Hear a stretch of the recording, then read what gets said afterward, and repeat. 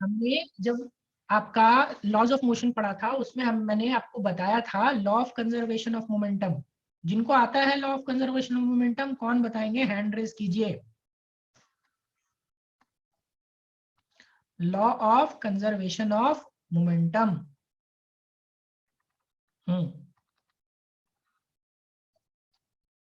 चलो एक, बाकी लोग मोमेंटम यानी संवेग बताया था, संवेग संरक्षण का नियम।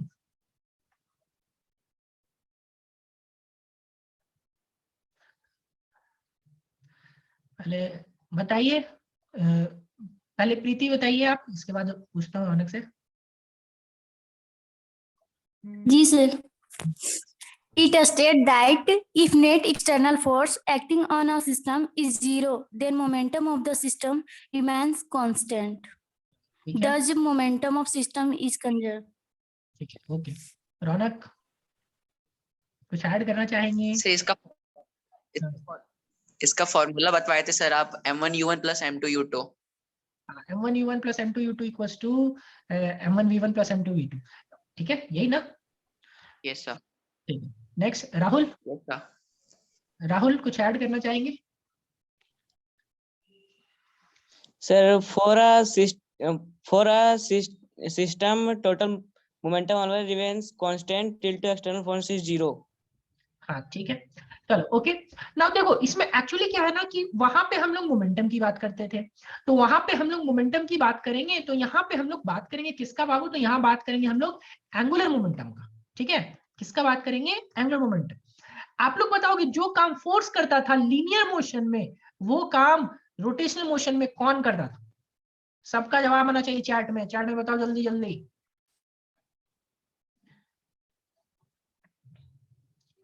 जो काम फोर्स करता था वहां पे, वो रोटेशनल मोशन में फोर्स का काम कौन करता है?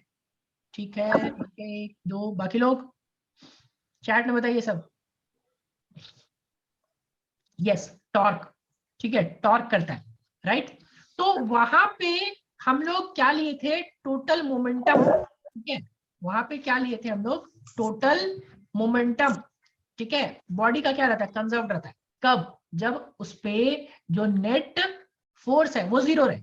ठीक है ना, जो नेट फोर्स क्या हो, जीरो हो। तो इस केस में हम लोग क्या करेंगे भाई, इस केस में हम लोग वहां पे मोमेंटम की जगह एंगुलर मोमेंटम लेंगे, फोर्स की जगह टॉर्क लेंगे, है ना। तो फॉर ए गिवन बॉडी, देखो इसमें क्या हम लोग का वहां वाला लॉ यहाँ पे कैसे चेंज हो जाता है।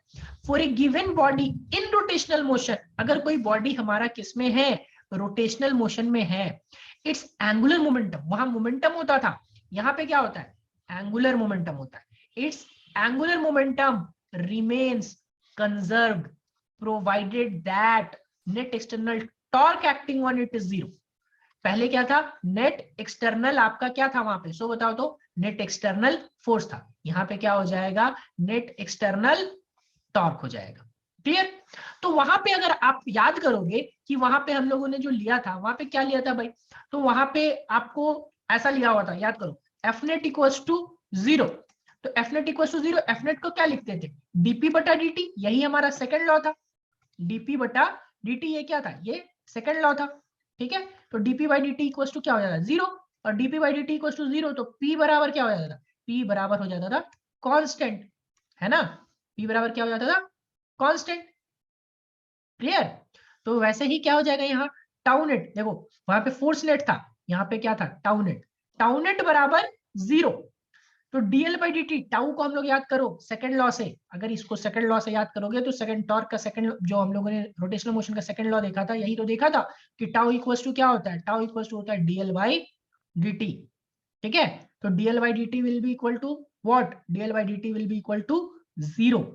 ठीक है, और DL by D T zero कब होगा, किस, आप लोग बताओगे किस चीज का डिफरेंशिएशन, किस चीज का डिफरेंशिएशन जीरो होता है किस चीज का डिफरेंशिएशन जीरो होता है, बताओ।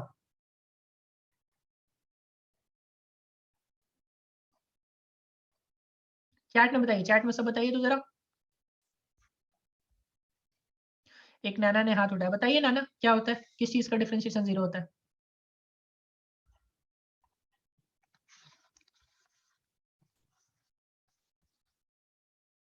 चंदन, नैना, नैना बताइए। चलो बाकी लोगों का चैट पे जवाब तब तक आ चुका है, ठीक है। कांस्टेंट कांस्टेंट कांस्टेंट कांस्टेंट, ठीक है राइट। कांस्टेंट होता है आपका, ठीक है, कांस्टेंट का डिफरेंशिएशन क्या होता है, 0 होता है राइट। तो एल की वैल्यू क्या हो जाएगी, कांस्टेंट हो जाएगी, यानी एंगुलर मोमेंटम क्या हो जाएगा आपका, कांस्टेंट हो जाएगा। क्लियर, एंगुलर मोमेंटम क्या हो जाएगा, कांस्टेंट हो जाएगा, ठीक है ना। अब क्या होगा देखो तो जरा सा, इस एल की वैल्यू वहां पे आप याद करो, पी का वैल्यू, पी को हम लोग बोलते थे एमवी, एमवी बोलते थे ना, MV will be equal to constant mass into velocity. अब मास इनटू वेलोसिटी बोलते थे, तो भाई मास का काम यहां कौन करता है, मास का काम करता है मोमेंट ऑफ इनर्शिया। मास का काम कौन करता है, मोमेंट ऑफ इनर्शिया। तो यहां पे ले लेंगे आई। वी वेलोसिटी, वेलोसिटी का काम यहां कौन करता है, वी वेलोसिटी, वेलोसिटी यानी कि आपका क्या, omega sir. Omega, angular velocity right. तो यहाँ पे I into omega, I into omega क्या हो जाएगा, कांस्टेंट हो जाएगा, ठीक है।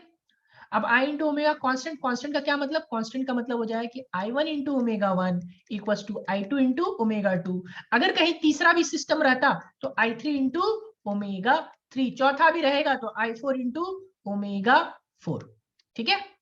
अब देखो तो I omega equal to constant है, तो हम लोग क्या लिख पाए, I one omega one equal to I two omega two, right. दूसरा आई इक्वल टू क्या, तो I equal to constant by omega, ठीक है। आई इक्वल टू क्या हो जाएगा, कांस्टेंट बाई ओमेगा, क्योंकि ये ओमेगा इधर मल्टीप्लाई में नीचे जाएगा, तो नीचे जाएगा तो डिवाइड में आ जाएगा, है ना। इसके बाद क्या, इसके बाद यहां से हम लोग लिख सकते हैं कि भाई आई ओमेगा जो है वो हमारा प्रोपोर्शनल, आई जो है प्रोपोर्शनल होगा किसके, आई प्रोपोर्शनल होगा आपका, इनवर्सली प्रोपोर्शनल होगा एक्चुअली, ठीक है। 1/ओमेगा के बोलो, प्रोपोर्शनल बोलो 1/ओमेगा के, या फिर आपका इनवर्सली प्रोपोर्शनल बोलो ओमेगा के। 1 को इनवर्सली बोलते हैं, क्लियर। अब नोट में यहाँ पे हम लोग को एक चीज देखना है, ध्यान से मेरी बात को ध्यान से समझना।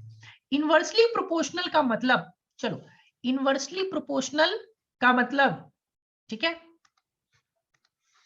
इनवर्सली प्रोपोर्शनल का मतलब एक बढ़ेगा तो दूसरा क्या होगा, घटेगा, ठीक है। एक बढ़ेगा तो दूसरा क्या होगा, घटेगा ना।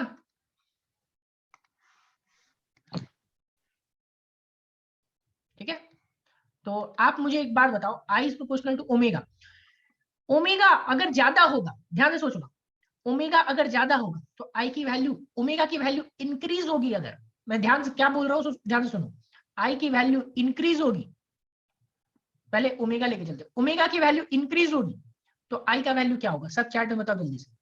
ओमेगा का वैल्यू हम लोग इंक्रीज कर रहे हैं तो आई का वैल्यू क्या होगा,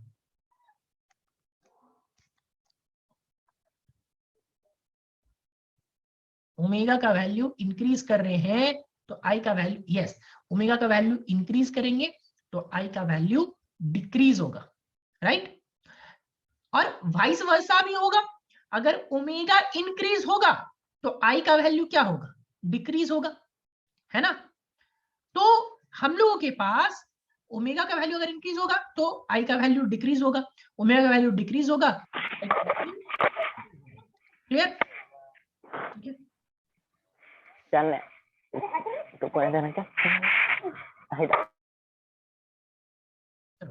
इसके आगे यहाँ पे बढ़ते हैं, तो आगे बढ़ेंगे यहाँ पे तो आई वन ओमेगा वन आ जाएगा हमारे पास, मान लो system one, I two omega two मान लो हो जाएगा सिस्टम टू का, क्लियर।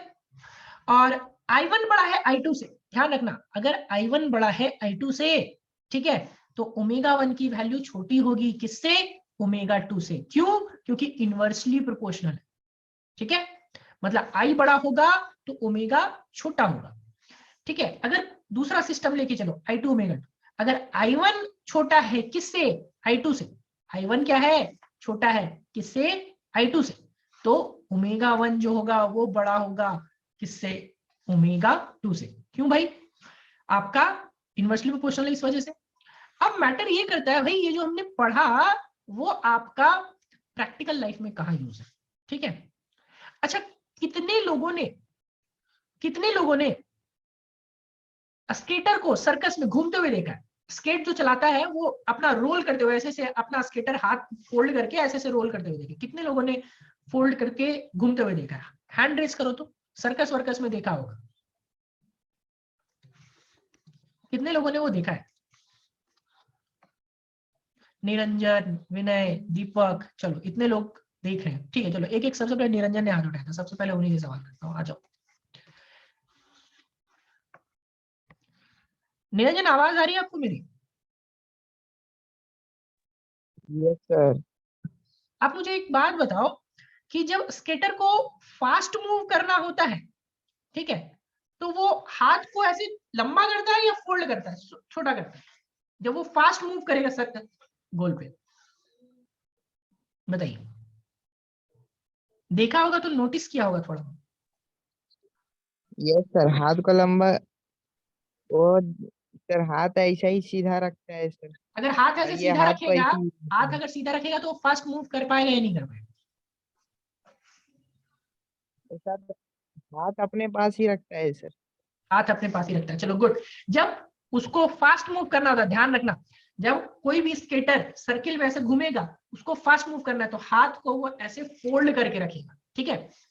पहला चीज पॉइंट नोट करना है, यहाँ पॉइंट यस नोट के ले सर। जाना, ठीक है। क्या कि उसको फास्ट घूमना है तो उसको अपना हाथ को फोल्ड करके रखना पड़ेगा, ठीक है। म्यूट कर लीजिए निरंजन। नेक्स्ट, दीपक ने हैंड रेस किया हुआ है, ठीक है। दीपक, आवाज आ रही है आपको मेरी? Yes sir. अब मान लो वो स्केटर घूम रहा है, ठीक है, घूमता जा रहा है, और घूमता जा रहा है, उसको अचानक से रुकना है, मान लो उसको अपनी स्पीड स्लो करनी है, उसको रुकना है, तो वो हाथ कैसा रखता है? ऐसा रखता है या ऐसा कम? फैला के सर। फैला के, यस एग्जैक्टली। जब स्केटर को रोकना है अपने आप को, तो वो हाथ को धीरे धीरे करके फैलाएगा, ठीक है। कारण बताता हूं मैं, ठीक है। ये पॉइंट सबको नोटिस कर लिए, ठीक है। सबको ये नोट करना, 2 पॉइंट आप ही लोगों से सवाल किया मैंने। पहला कि स्केटर को फास्ट घूमना है तो वह अपना हाथ को अपने पास रखेगा ऐसे करके, ठीक है। स्केटर को अपने आप को रोकना है आपको, ठीक है, वो रुक जाएगा तो हाथ वो फैला लेगा, ठीक है। देखो अभी चंदन ने हैंड रेस किया, बताओ क्या चंदन, आपने भी यही नोटिस किया या फिर क्या कहते हैं कुछ और नोटिस किया है? सो बताओ। सर हमको स्केटर स्केटर नहीं समझ में आया? स्केटर, अरे जो स्केटर आपका जूता में चक्का नहीं लगा हुआ होता है मौत जी। कुआं में चला जाता है गाड़ी। Yes sir. सर तो वो सर्कस में चलाता है। सर्कस में भी चलाता है बहुत लोग, आप कहीं भी चलाता है उससे। सर्कस में, मैंने सर्कस में एक एग्जांपल दिया, जरूरी थोड़ी सर्कस में चलाए, कहीं भी रोड में आप चला सकते हो, आप स्केटर खुद लेके घूमने लगो। सवाल पे ध्यान दो चंदन, सवाल पे ध्यान दो, क्या है, कहाँ चलाता है कहाँ नहीं चलाता उस पर ध्यान मत दीजिए। आपने खुद हैंड रेस करके बताया कि आपने देखा है, तो आप कैसे बोल रहे हो फिर कि सर हमने देखा है? मैंने सिर्फ उन्हीं लोगों से सवाल किया था जो हैंड रेस वही उठाई है जो देख चुके हैं, ठीक है। तो इसमें नोटिस करने वाली बात क्या है, ध्यान से समझना बात को। 2 पॉइंट हमने नोटिस किया। पहला कि अगर स्केटर को फास्ट घूमना है तो अपने हाथ को फोल्ड करके रखेगा, अगर स्केटर को स्लो घूमना है तो अपने हाथ को फैला लेगा। कारण पकड़ते हैं, ठीक है। देखो मैंने स्टार्टिंग में जब आपको मोमेंट ऑफ इनर्शिया बताया था I = mr², ऑल्दो हम लोग का नेक्स्ट पार्ट वही है, मैंने वहां पे आपको अभी तक रिप्रेजेंट नहीं करवाया, मतलब इसको बताया नहीं है कंप्लीटली, हम लोग इस पे आएंगे। मोमेंट ऑफ इनर्शिया का फॉर्मूला होता है mr², ठीक है। जब हाथ हमारे पास होगा ना, ठीक है, तो डिस्टेंस हमारा 0 हो जाएगा, मोमेंट ऑफ इनर्शिया हमारा घट जाएगा। और जब मोमेंट ऑफ इनर्शिया घटेगा, बताओ, आप खुद बताओ, मोमेंट ऑफ इनर्शिया डिक्रीज होगा तो ओमेगा की वैल्यू क्या होगी? बताओ, चैट में बताओ सब। मोमेंट ऑफ इनर्शिया डिक्रीज होगा तो इंक्रीज होगा सर। ओमेगा के साथ क्या होगा? चैट में बताइए सब। इंक्रीज होगा सर। यस, इंक्रीज होगा, राइट। तो इंक्रीज होगा, ओमेगा इंक्रीज का मतलब ओमेगा क्या बताता है बाबू? ओमेगा बताता है एंगुलर वेलोसिटी, है ना, एंगुलर वेलोसिटी। और एंगुलर इंक्रीज होगा यानी कि जो स्केटर है वो फास्ट घूमने लगेगा। इसीलिए स्केटर जो है अपना हाथ को फोल्ड करता है। समझ में आई बात? वहां फिजिक्स कैसे लग रहा है आपका? ठीक है, स्केटर क्यों आपका हाथ फोल्ड कर लेता है आपको फास्ट घूमने के टाइम? ठीक है, फास्ट घूमना है उसको तो उसने हाथ क्या कर लिया? फोल्ड कर लिया। फोल्ड करने से क्या हो गया? मोमेंट ऑफ इनर्शिया डिक्रीज हो गया। मोमेंट ऑफ इनर्शिया डिक्रीज हो गया यानी कि ओमेगा क्या हो गया बाबू? ओमेगा आपका इंक्रीज हो गया, और इंक्रीज होने का मतलब वो फास्ट घूमने लगेगा, राइट। देखो दूसरा केस आपका, जब स्केटर क्या करेगा भाई? स्केटर अपना हाथ को फैलाएगा, ठीक है। स्केटर अपना हाथ को फैलाएगा ऐसे, ठीक है। तो स्केटर अपना हाथ फैलाया तो स्केटर अपना हाथ फैलाया यानी डिस्टेंस बढ़ गया, और डिस्टेंस बढ़ गया तो मोमेंट ऑफ इनर्शिया क्या हो जाएगा भाई, मोमेंट ऑफ इनर्शिया इंक्रीज हो जाएगा। मोमेंट ऑफ इनर्शिया क्या होगा, इंक्रीज। अब चलो आप लोग बताओ फिर से वापस से चैट में, मोमेंट ऑफ इनर्शिया इंक्रीज मतलब ओमेगा क्या होगा बताओ, मोमेंट ऑफ इनर्शिया इंक्रीज मतलब ओमेगा क्या होगा, यस डिक्रीज। और ओमेगा डिक्रीज, ओमेगा डिक्रीज मतलब एंगुलर वेलोसिटी घट गया, और एंगुलर वेलोसिटी घट गया इसका मतलब वो सर्कुलर मोशन जो रोटेशनल मोशन में है वो स्लो हो जाएगा, और रोटेशनल मोशन स्लो हो जाएगा तो उसको रोकने में, अपने आप को रोकना उसके लिए आसान होगा। ठीक है, इस वजह से जब स्केटर ऐसे सर्किल में ऐसे घूम रहा होता है, वो सर्किल में ऐसे घूम रहा होता है, ठीक है, पूरा ऐसे घूमता है अपने स्केट्स पे, तो उसको अपने आप को रोकना है, तो रोकने के लिए वो अपना हाथ को ऐसे फैला लेता है, फैलाने से उसकी एंगुलर वेलोसिटी धीरे धीरे कम हो जाती है, और कम होने की वजह से उसको रोकना आसान हो जाता है। क्लियर? तो ये है आपका practical application of angular momentum. ठीक है, क्या ये चीजें सबको क्लियर हुआ कि हम लोग law of conservation of momentum क्यों पढ़ रहे हैं, एंगुलर मोमेंटम? और भी एक्चुअली ऐसे बहुत सारे और भी एग्जांपल्स है, प्लैनेट्स के केस में भी है, आगे जाकर के हम लोग ग्रेविटेशन में देखेंगे कि प्लैनेट्स के केस में कैसे इसको हम लोग अप्लाई करते हैं। ठीक है, क्या यहां तक ये सबको क्लियर हो गया बताओ? मोर ऑप्शन में यस, मोर ऑप्शन में ग्रीन बटन होगा, ग्रीन बटन में यस करके बताइए जल्दी।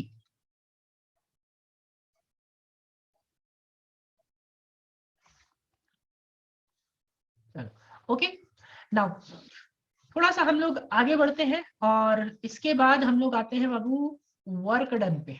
ठीक है, कोई बताएगा वर्क डन क्या होता था? वहां पे हमने वर्क पावर एनर्जी पढ़ा था ना, ठीक है, वर्क पावर एनर्जी पढ़ा था। एनीवन जिनको बताना है हैंड रेज कीजिए, वर्क डन क्या होता है? रौनक, शेखर, बताइए Shekhar, what is work done?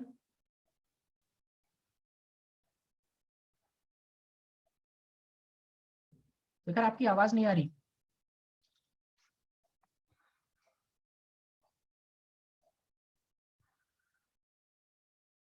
Shekhar आना, आपकी आवाज नहीं आ रही मेरी तक।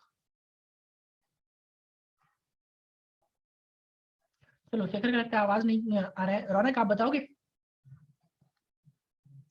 Sir, the product of फिर से एक बार अनम्यूट करके बोलिए फिर से। force and displacement is known as work done. Yes exactly, force and displacement, dot product of force and displacement, right. Simple शब्दों में तो डॉट प्रोडक्ट, वैसे बहुत सारे फॉर्मूलाज थे, इंटीग्रेशन और बाकी सारा चीज। ठीक है, प्रीति आप इंटीग्रेशन वाला फॉर्मूला बताएंगे, इंटीग्रेशन क्या होता था, इंटीग्रेशन के टर्म्स में वर्क डन कैसे निकालते थे?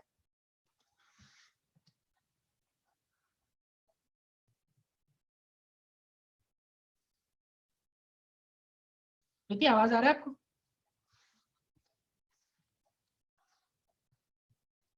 प्रीति आपने हैंड रेज किया है, मैं पूछ, आवाज आ रहा है आपको? अनम्यूट करो पहले, इसके बाद बताओ।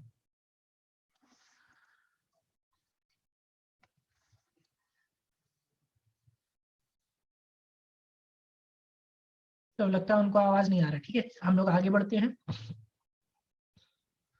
देखो हम लोग यहाँ पे अभी हम लोग को क्या देखना है, work done in rotational motion. ठीक है, क्या देखेंगे, वर्क डन। सर हाँ बताइए। सर अभी आवाज नहीं आ रही थी आपकी। हाँ बता रहे हैं, ये लीनियर का बताया, रोटेशनल, लीनियर का बताइए रोटेशनल कि, बताते। नहीं लीनियर बताइए कि इंटीग्रेशन के टर्म्स में हम लोग कैसे लिखते हैं वर्क डन को, पहले लीनियर बताइए। सर लिमिट R1 से R2 तक एंड FDR। चलो ठीक है, बोलो। देखो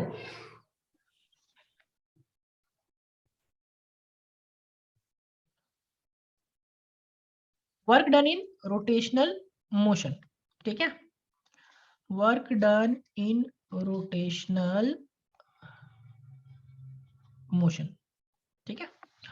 सबसे पहले हम लोग work done in linear motion जो बताए थे, वो लीनियर मोशन में हम लोगों ने क्या था अभी बताया इन्होंने, work done equals to integration r1 से लेकर के r2, ठीक है, क्या लिखते थे यहाँ पे f डॉट dr लिखते थे ना।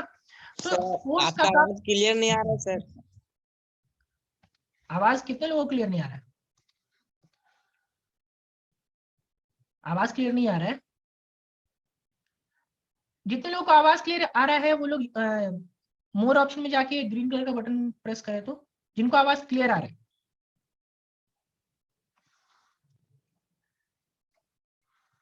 जल्दी जल्दी, लेट नहीं बाबू। 18-19 लोगों को आवाज क्लियर आ रहा है, मतलब जिनको नहीं आ रहा है आपकी तरफ से नेटवर्क इश्यू है, ठीक है।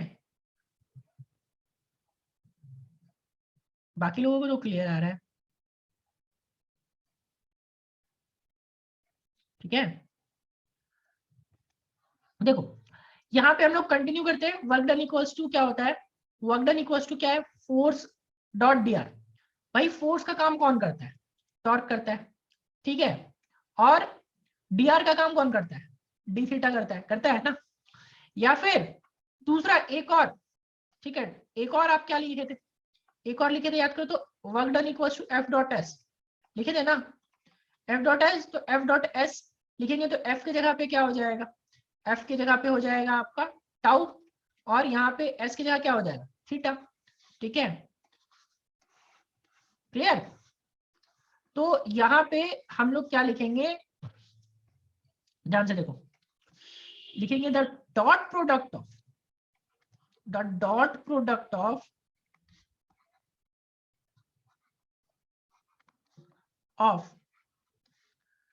Torque and torque and angular displacement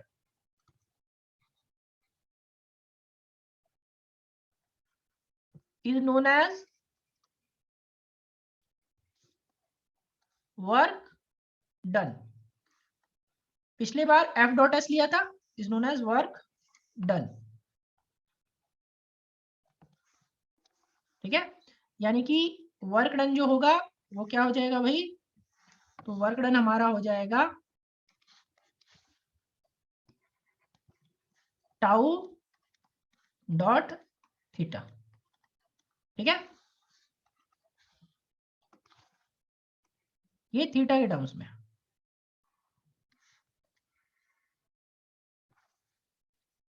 clear. In differential form, देखो डिफरेंशियल फॉर्म में लिखेंगे तो, या फिर इन इंटीग्रल फॉर्म लिखते हैं, इन integral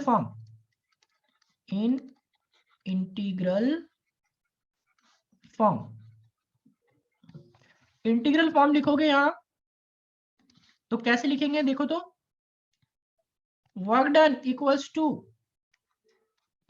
tau dot D theta, ठीक है, कहां से कहां तक, इंटीग्रेशन थीटा 1 से थीटा 2 तक, ठीक है।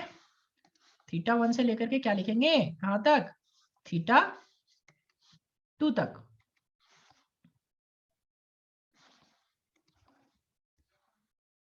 क्लियर। नाउ अदर फॉर्मूलाज, ठीक है। देखो तो जरा सा इसमें एक और, यहां पे हम लोग एक चीज और निकालते हैं, टाउ को, ठीक है, अगर दोनों के बीच का एंगल मान लो, यूजुअली जो हम लोग लेके चलते हैं वर्क डन, वो आपका क्या लेके चलते हैं हम लोग, जैसे यहाँ टाउ डॉट थीटा तो cos 0 लेते हैं ना, cos 0 की वैल्यू क्या हो जाती है, 1 हो जाती है।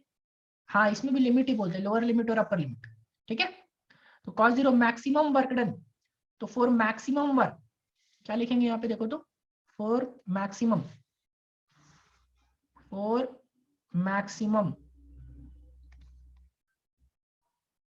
cos थीटा की वैल्यू कितनी हो जाएगी, 1 at theta equals to 0 degree, ठीक है। तो वर्क डन का फॉर्मूला यहाँ पे क्या हो जाएगा,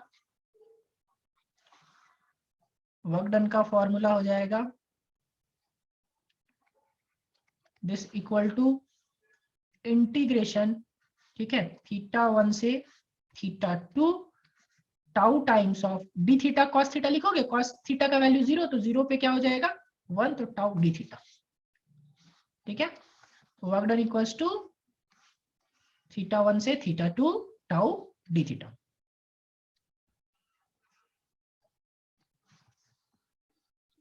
क्लियर यहां तक सबको?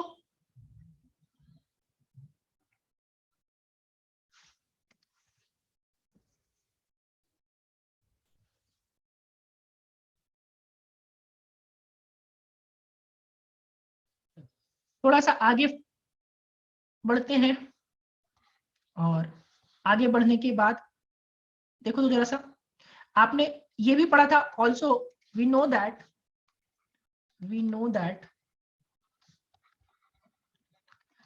टाउ इक्वल्स टू क्या पढ़ा था, I into alpha, I into alpha. ठीक है, आई इंटू अल्फा। नेक्स्ट क्या, यहां पे देखो work done equals to integration I into alpha into क्या लिखेंगे, डी थीटा। देखो ध्यान से इसको देखो फिर से, क्या लिखा अभी हमने फॉर्मूला, टाउ डी थीटा। आवाज कट रहा है, नेटवर्क इश्यू हो रहा है लग रहा है कुछ। चलो ठीक है, फिर आज यहीं तक रखते हैं, इसके बाद नेक्स्ट क्लास में कंटिन्यू करेंगे।